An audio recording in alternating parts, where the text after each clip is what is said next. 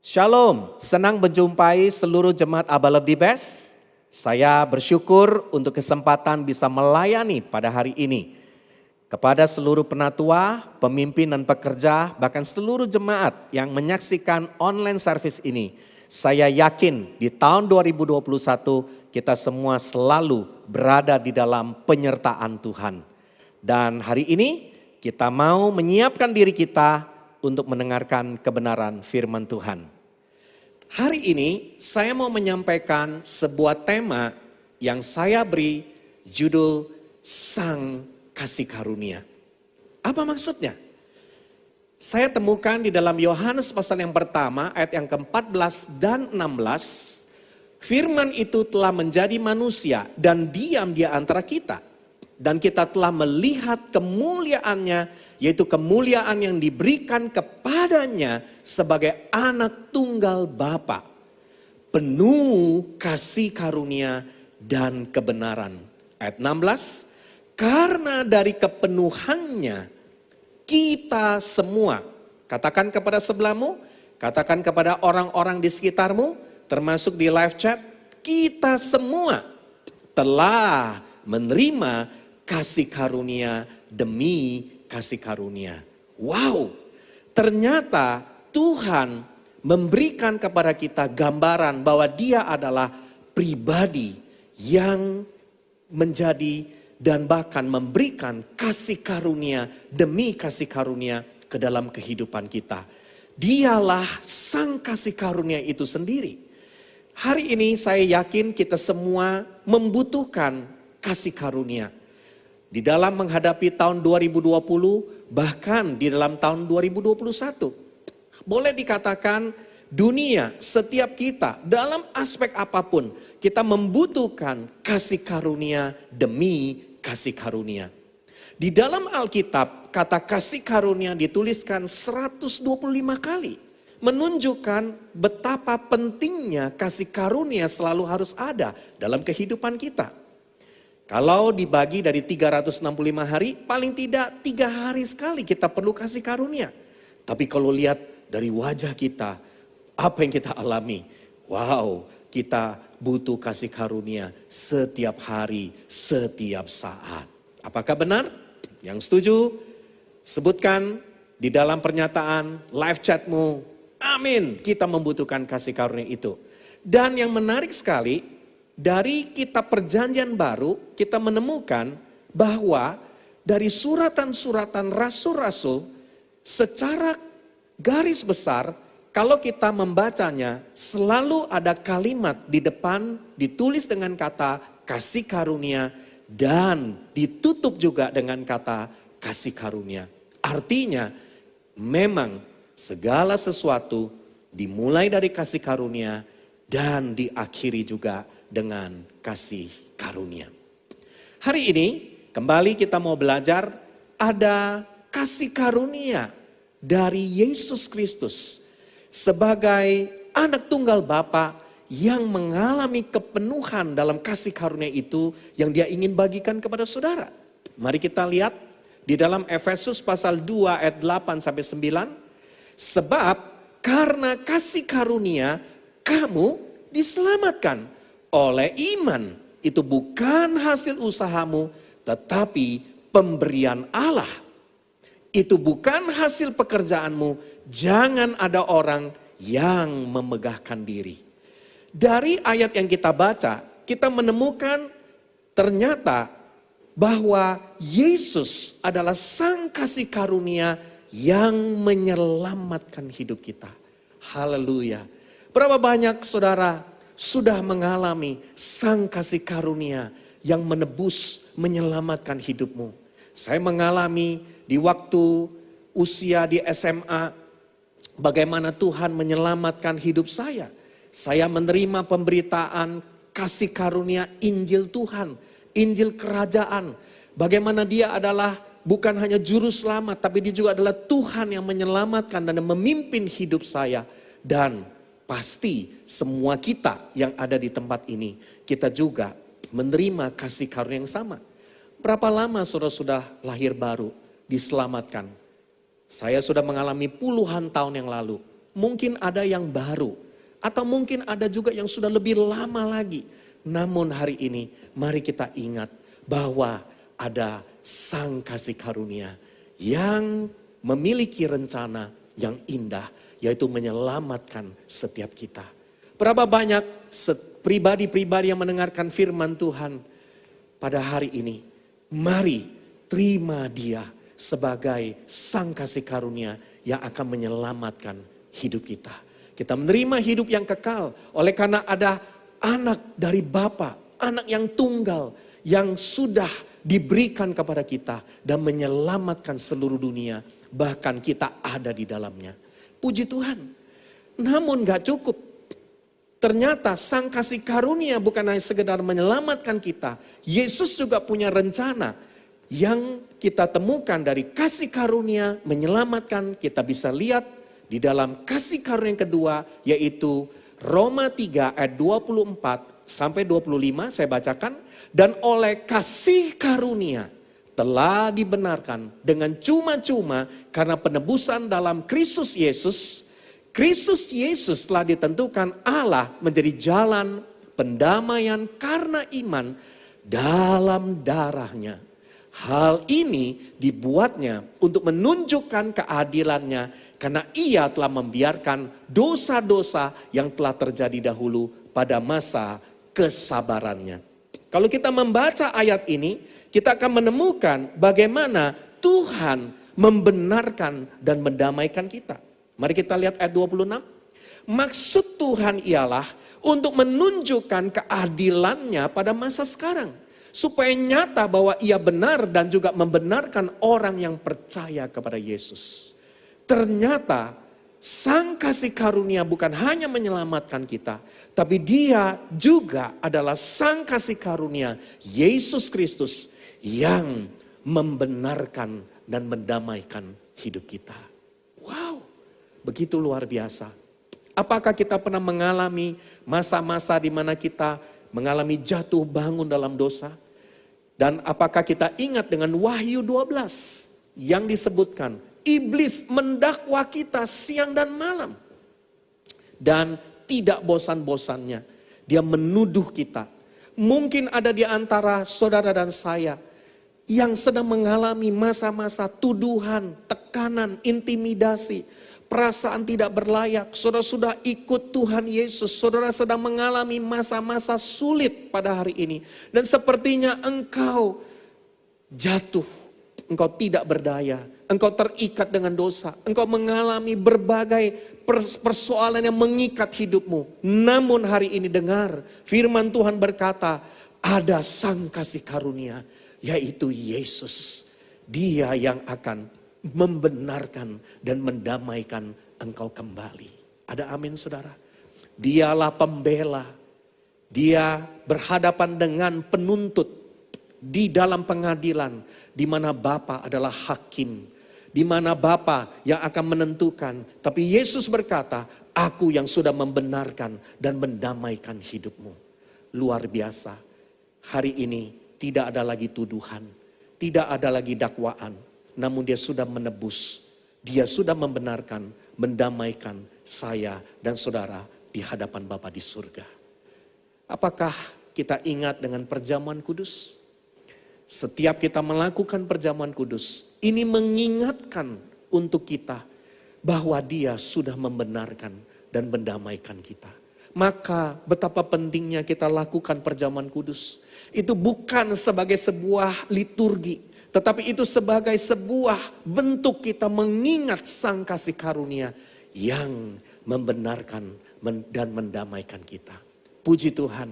Yang setuju, tuliskan di live chat, bahkan di komentarmu, katakan, saya bersyukur untuk kebenaran, untuk pendamaian yang sudah Engkau beri ke dalam kehidupan saya. Namun, tidak cukup sampai di sana. Ada kasih karunia yang berikutnya lagi, di mana Sang Kasih Karunia Yesus Kristus akan membawa kita ke sana. Saya bacakan dalam Titus 2 ayat yang ke-11 ya sampai pada ayat yang ke-12. Karena kasih karunia Allah yang menyelamatkan semua manusia sudah nyata. Dan dikatakan kasih karunia itulah Sang kasih karunia, dia bukan hanya menyelamatkan, bukan hanya membenarkan dan mendamaikan, tapi dia juga mendidik kita supaya kita meninggalkan kefasikan dan keinginan-keinginan duniawi, dan supaya kita hidup bijaksana, adil, dan beribadah di dalam dunia sekarang ini. Wow, hari ini semua kita, mari kita alami bagaimana Tuhan ternyata Dia juga mengizinkan ada kasih karunia yang mendidik kita. Yang membawa kita supaya kita hidup di dalam kebijaksanaan, adil dan beribadah. Bicara tentang karakter yang berubah. Apakah kita masih ingat bagaimana kita mengalami proses-proses di mana kita mengalami didikan, ajaran dari Tuhan. Bahkan kitab Ibrani pasal 12 berkata, ya, kita bukan anak-anak gampang. Kalau anak-anak gampang gak ada didikan apapun. Justru karena kita adalah anak yang dikasihi oleh Bapa kita. Kita mengalami bukan lagi ajaran, didikan. Hajaran. Dihajar. Waduh, kalau ngomong kalimat ini langsung kurang enak. Dihajar. Baca ayatnya, Ibrani pasal 12. Kita dihajar.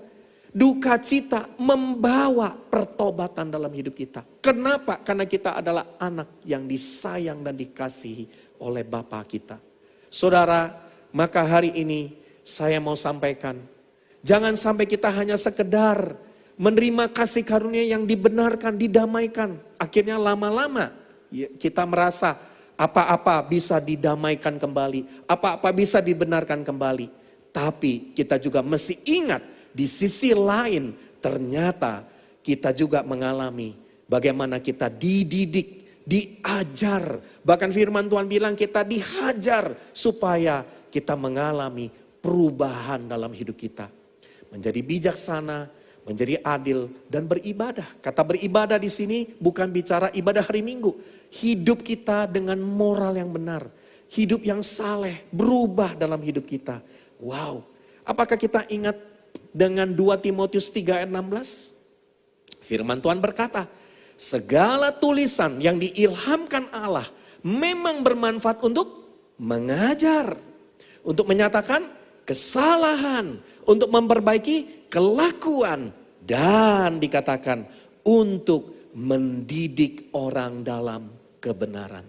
Ternyata seperti kitab Yohanes berkata, firman adalah Allah. Firman adalah Yesus. Yesus adalah firman itu sendiri.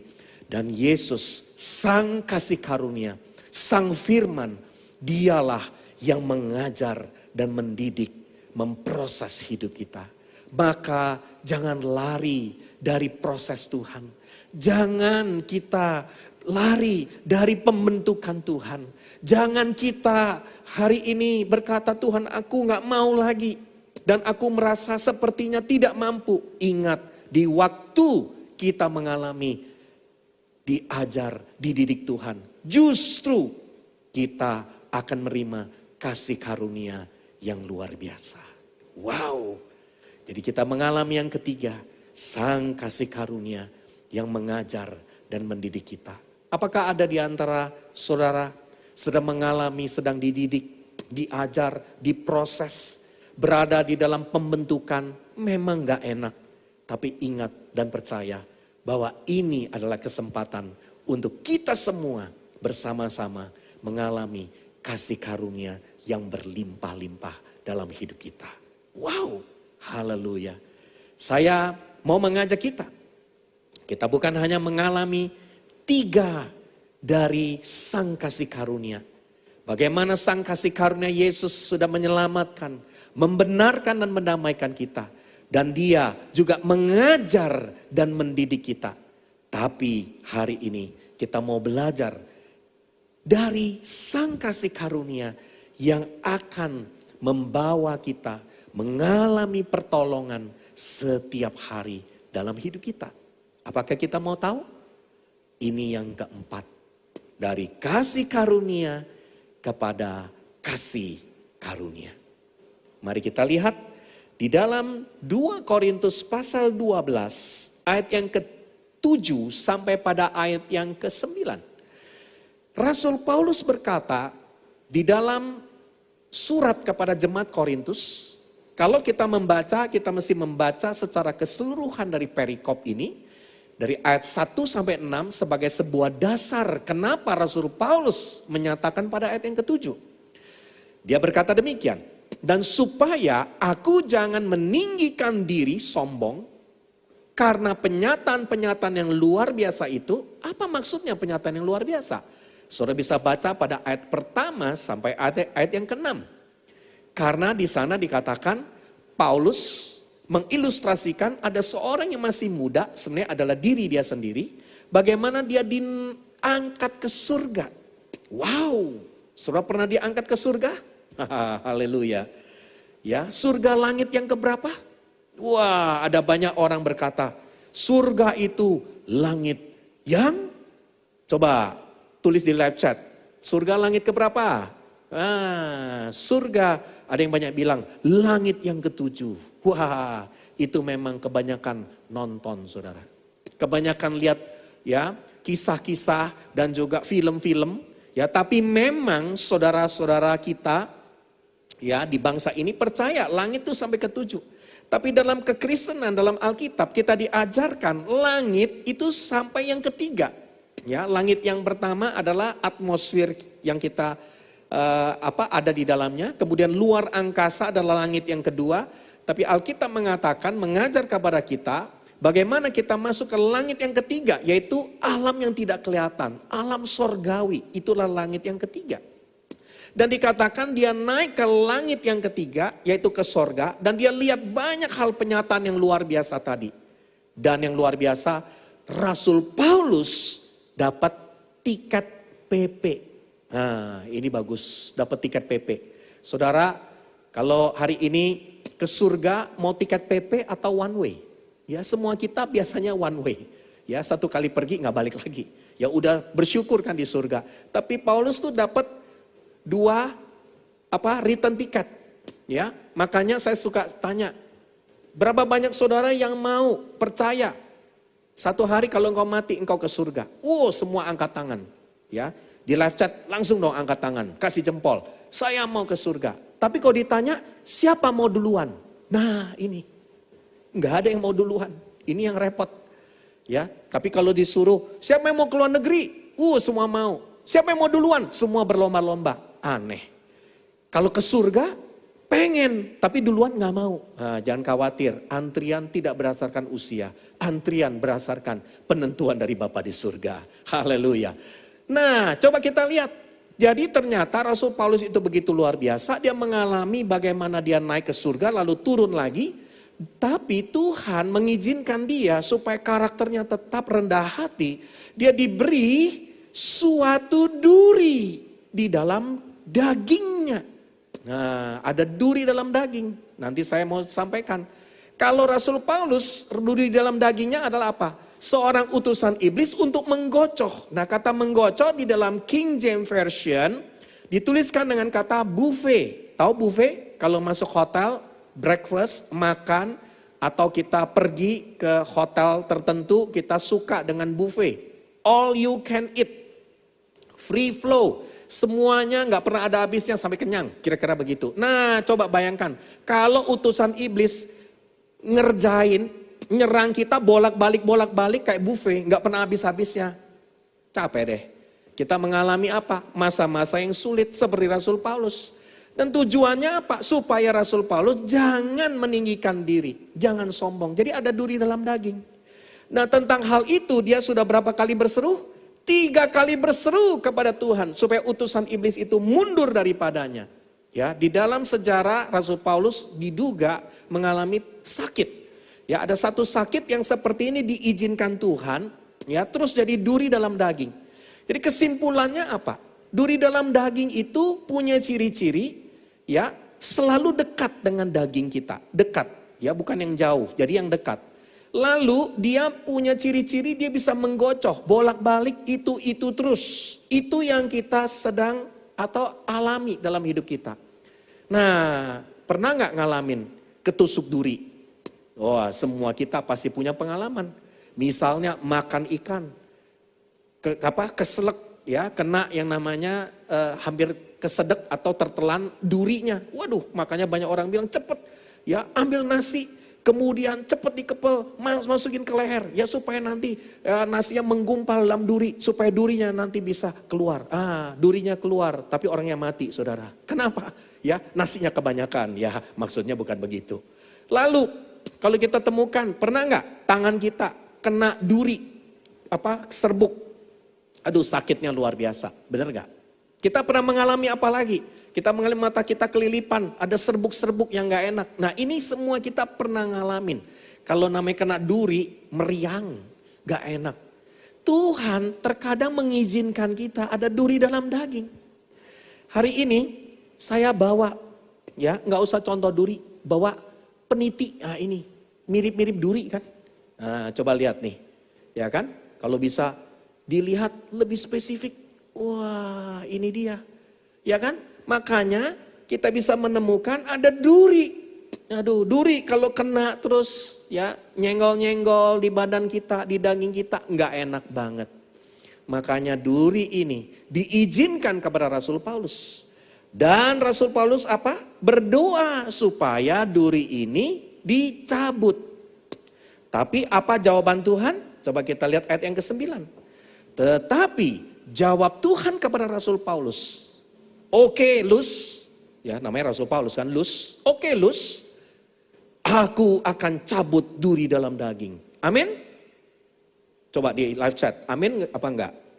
Kalau yang bilang amin, kurang baca ayat firman Tuhan. Tuhan gak pernah cabut duri dalam daging, gak pernah. Yang dia lakukan apa? Yang dia lakukan adalah cukuplah kasih karunia Tuhan bagi dia. Jadi kesimpulannya Tuhan gak pernah cabut duri dalam daging. Justru duri dalam daging diizinkan supaya dalam kelemahan itu duri dalam daging. Kuasa Tuhan menjadi sempurna. Amin. Sebab itu terlebih suka aku bermegah, Rasul Paulus berkata, atas kelemahanku duri dalam daging, supaya kuasa Kristus turun menaungi aku. Wow. Jadi ternyata dari duri dalam daging, justru di sanalah kita diizinkan mengalami kuasa Tuhan yang sempurna. Saudara mau mengalami kuasa Tuhan yang sempurna? Saudara mau mengalami kuasa Kristus yang menaungi dan melindungi hidupmu? Puji Tuhan. Katakan amin di live chatmu. Dan paketnya segera datang. Diizinkan duri dalam daging. Kenapa? Karena ternyata apa yang dialami. Yang dialami adalah ada bagian yang kita hari ini alami yang kita gak suka. Tapi kita akan mengalami pertolongan Tuhan. Coba kita perhatikan. Duri dalam daging itu apa sebenarnya? Ternyata dekat-dekat sama kita. Jadi siapa ya? Ciri-ciri kedua lagi, dia terus menerus bolak-balik. Kesimpulan yang saya mau sampaikan duri dalam daging itu apa? Ternyata duri dalam daging bisa bicara orang-orang yang di sekitar kita. Pasangan kita, orang tua, anak, atau mungkin istri, suami, bahkan mungkin pribadi-pribadi yang hari ini yang ada di lingkungan gereja, di komunitas, di dunia kerja. Aduh, ternyata duri dalam daging bisa antara atasan dengan bawahan. Duri dalam daging ternyata bisa antara yang disebut hamba Tuhan dengan jemaatnya juga bisa. Bisa juga antara pemimpin komunitas dengan anggota komunitas selnya. Wow. Dan juga ternyata bisa juga satu tim yang bersama dengan dia. Nah itu namanya manusia. Makanya hari ini Tuhan tidak pernah cabut. Ya kan? Duri itu. Makanya kalau maaf ada pasangan berdoa, oh Tuhan cabut pasanganku ini. Yang sebaliknya pasangan lagi berdoa, oh Tuhan cabut juga pasangan saya ini. Nggak akan pernah dijawab. Karena dua-duanya dicabut, bingung kan Tuhan jawab yang mana. Yang Tuhan bilang, cukup anakku, kasih karuniaku bagimu. Aku akan memberikan kuasa yang sempurna untuk engkau mengatasi itu semua. Haleluya. Jadi kesimpulannya, ada orang-orang di sekitar kita, ada pribadi-pribadi diizinkan Tuhan, membuat kita jadi semakin sempurna seperti Bapa di surga, seperti Yesus. Amin. Wah, jadi kita bersyukur buat orang-orang yang jadi duri buat kita. Ya, itu tujuannya supaya kita makin dibentuk dan diproses semakin sempurna. Apalagi duri dalam daging bicara tentang peristiwa-peristiwa, kejadian, mungkin persoalan kesehatan, sakit, keuangan, bisnis, ya berbagai bentuk yang kita sedang alami, yang bolak-balik gak ada henti-hentinya. Saudara pernah mengalami gak? Dalam hidupmu, ya engkau mengalami apa? Mengalami yang dinamakan peristiwa, masalah, persoalan yang bolak-balik itu terus. Nah itu namanya ya buffet. Enjoy the buffet. Percaya itu akan membuat engkau justru akan semakin luar biasa. Kuasa Kristus menaungi hidupmu. Haleluya. Jangan berhenti dan menyerah dalam menghadapi tantangan. Percayalah ada yang keempat. Apa? Sang kasih karunia yang memampukan dan yang mencukupkan segala sesuatu dalam kehidupanmu. Katakan amin. Tulis saudara, nyatakan. Beritahu kepada orang-orang di sekitarmu. Sampaikan firman Tuhan, khotbah hari ini. Buat mereka yang sedang mengalami keputusasaan, kebingungan, mereka nggak tahu mereka mesti lakukan apa. Dengar baik-baik, ada sang kasih karunia yang akan memampukan dan mencukupkan untuk semua kita. Saya mau tutup firman Tuhan hari ini dari Ibrani pasal 4 ayat yang ke-16. Mari kita baca bersama-sama. Sebab itu marilah kita dengan penuh keberanian menghampiri tahta kasih karunia. Wow. Kita bersama-sama datang kepada Yesus Kristus, sumber kasih karunia. Dan dia sudah mengutus Roh Kudus untuk memampukan kita. Supaya kita, saya dan saudara menerima rahmat dan menemukan kasih karunia untuk mendapat pertolongan kita pada waktunya. Dengar baik-baik. Waktu yang tepat dia akan menyatakan kasih karunia-Nya yang berlimpah dalam hidup kita. Berapa banyak di antara saudara yang hari ini engkau berkata, Tuhan ini saya. Berapa banyak juga engkau yang sedang mengalami sakit, mengalami berbagai tantangan. Percayalah hari ini kita datang kepada sumber tahta kasih karunia itu. Dan kita akan mendapatkan pertolongan tepat pada waktunya. Amin saudara. Hari ini saya mau ajak kita semua, mari kita bersama-sama berdoa di hadapan Tuhan. Kita meminta agar sang kasih karunia yang menyelamatkan, yang membenarkan dan mendamaikan kita, yang mendidik dan mengajar kita, bahkan sang kasih karunia yang memampukan dan mencukupkan kita akan kita alami sepanjang tahun 2021 bahkan seterusnya. Kasih karunia-Nya selalu cukup untuk setiap kita. Haleluya.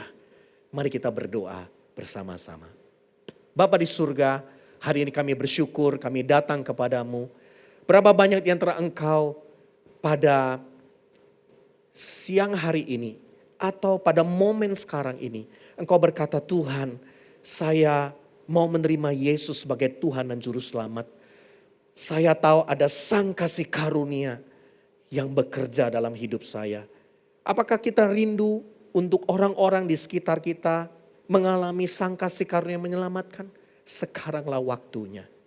Apakah kita juga rindu untuk ada sang kasih karunia yang membenarkan dan mendamaikan kita? Kalau engkau sedang mengalami tuduhan-tuduhan, dengar baik-baik.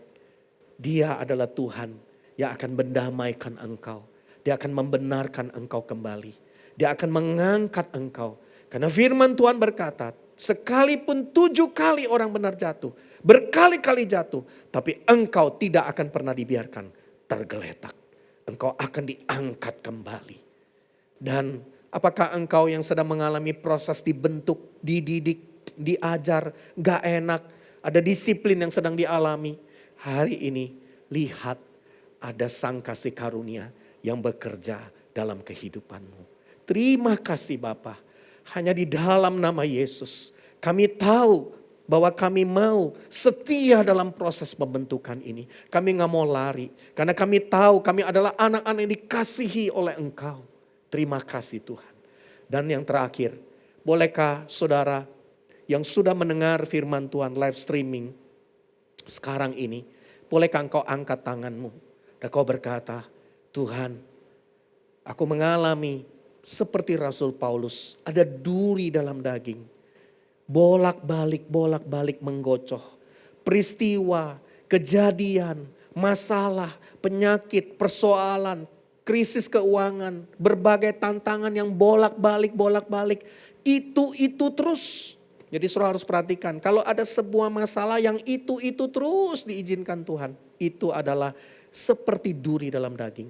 Namun atau juga ada orang-orang yang di sekitar kami yang hari ini menjadi seperti duri buat hidup kami.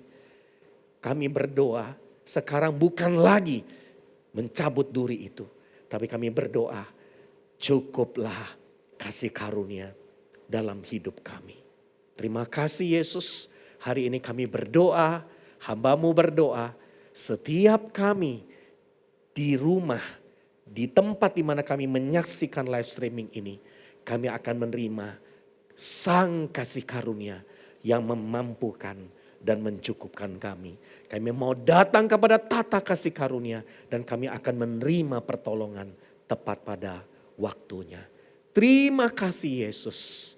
Mari hari ini kita datang kepada Dia dengan segenap hati kita. Terima kasih Yesus.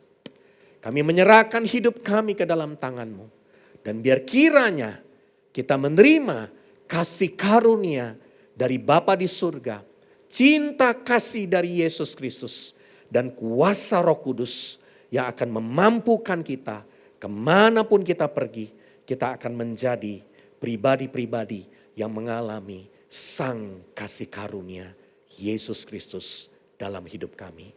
Bawalah berkat ini dan diutus kemanapun kau berada, dan engkau adalah orang-orang pribadi-pribadi pembawa kasih karunia kepada banyak orang.